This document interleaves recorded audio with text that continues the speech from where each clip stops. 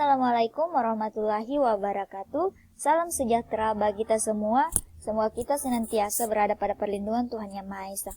Hai semua, perkenalkan nama saya Rahma dengan NIM 21092500019 dari Program Studi Pendidikan Akuntansi kelas B, Fakultas Ekonomi dan Bisnis Universitas Negeri Makassar. Pada video kali ini saya akan menjelaskan materi pada bab 2, yaitu mengenai perencanaan pembelajaran berbasis kompetensi untuk memenuhi ujian akhir semester mata kuliah perencanaan pembelajaran bidang studi akuntansi dengan dosen pengampu Ibu Fajrianiasis SPD MSI. Tanpa berlama-lama, adapun pokok pembahasan kita pada kali ini yaitu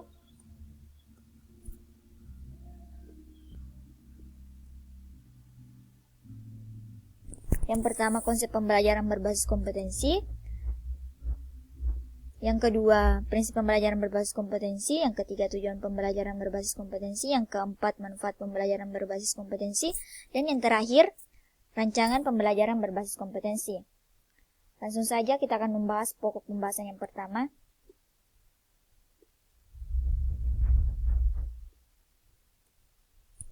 Konsep pembelajaran berbasis kompetensi.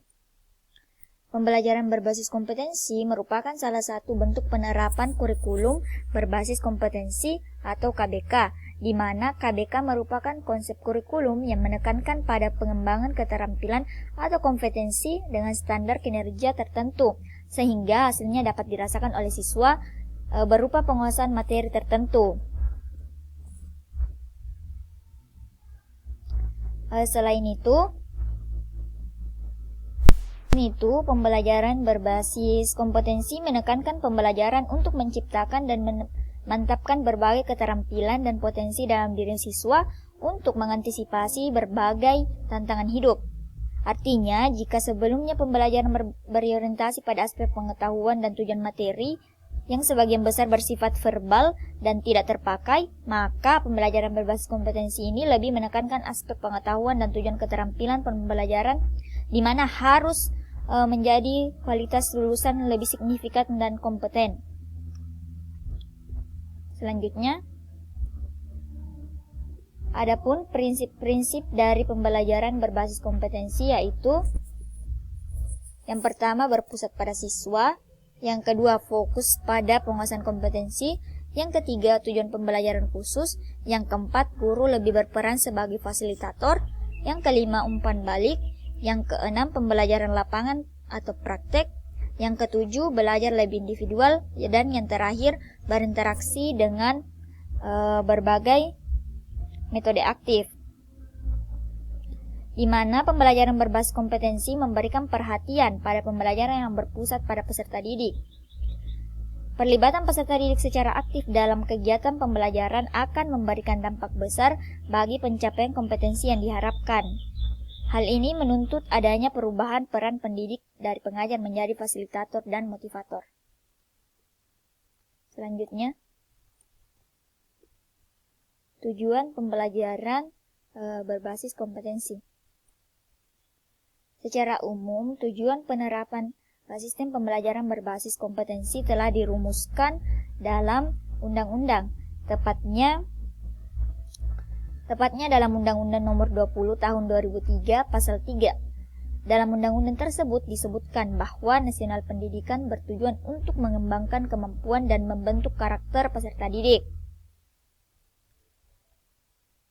Selain itu, tujuan pembelajaran merupakan suatu kompetensi yang diharapkan dicapai siswa atau siswa setelah berpartisipasi semua dalam rangkaian proses pembelajaran, di mana nantinya kompetensi itu sendiri menjadi milik siswa setelah proses pembelajaran selesai, yang dilakukan oleh tenaga pendidik dengan mengeluarkan segala kemampuan, keterampilan, serta kinerja yang dimilikinya untuk berbagi pengetahuan kepada siswa, di mana tujuan pembelajaran berbasis kompetensi ini akan menghasilkan kinerja yang baik dalam memecahkan persoalan maupun masalah di dunia kerja.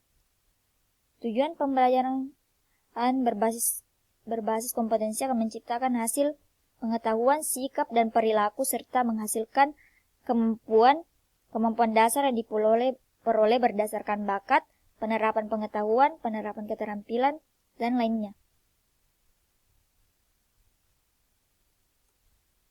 Selanjutnya, manfaat pembelajaran berbasis kompetensi. Pembelajaran berbasis kompetensi memiliki banyak manfaat. Di antaranya, lebih banyak kesempatan bagi siswa untuk berkembang secara maksimal. Selain itu, pembelajaran berbasis kompetensi memungkinkan pembelajaran disesuaikan dengan kebutuhan, bakat, dan kecepatan belajar siswa. Kompetensi sebagai hasil belajar dirumuskan dengan jelas sehingga awal pelajaran ini untuk membantu rancangan pembelajaran.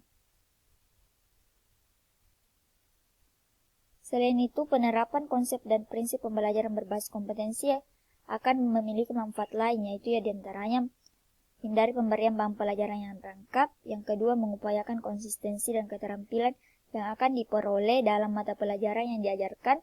Yang ketiga, dapat membantu memfasilitasi audit. Yang keempat, perbarui sistem penilaian dan pelaporan siswa. Yang kelima, meningkatkan akuntabilitas publik. Dan yang terakhir, sistem sertifikat yang lebih baik. Selanjutnya, rancangan pembelajaran berbasis kompetensi. Dalam konsep pembelajaran berbasis kompetensi, kegiatan pembelajaran hendaknya ditujukan untuk mengembangkan potensi dan memungkinkan siswa memperoleh kompetensi yang dirumuskan atau ditetapkan.